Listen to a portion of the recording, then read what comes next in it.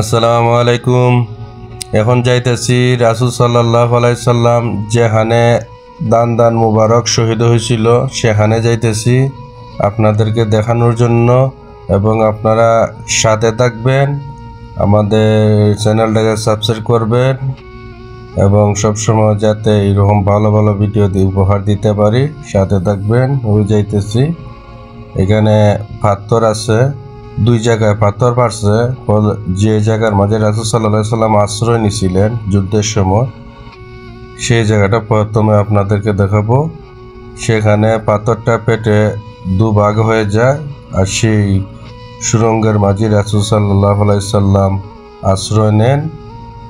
আশ্রয় নেওয়ার পরে তারপরে তিনি অন্য জায়গা আবার অবস্থান করেন। এখন প্রথমে আপনাদেরকে এটা দেখাবো, সেই জায়গাটা এসে পড়ছি। এখানে অনেক মানুষ আছে, অনেক আগে এগুলা বন্ধ ছিল, বর্তমানে খুলে দিয়েছে এগুলা। ওই যে একজন ঢুকছে দেখছেন, এই সুরঙ্গটা, ওই এটা পাথরটা পেটে দুভাগ হয়ে যায়। ওই যে সামনে একটা দেখতেছেন গোত্র করা, এখানে রাসূল সাল্লাল্লাহু আলাইহি সাল্লামের মাথাটা রাখেন। আরও দেখাইতেছি, একটু সবর করেন, আমি নিজে ভিতরিকে দেখাবো।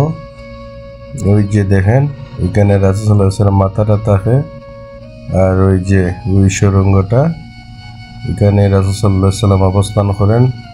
এখানে অবস্থান করার পরে তখন তিনি জিবরাইল আলাইহিস সালামের মাধ্যমে উপরে নেওয়া হয়।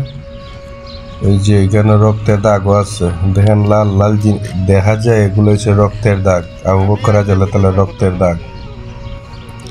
এখানে এই পাহাড়ের উপর নিয়ে যায়, এই যে রক্তের দাগগুলো।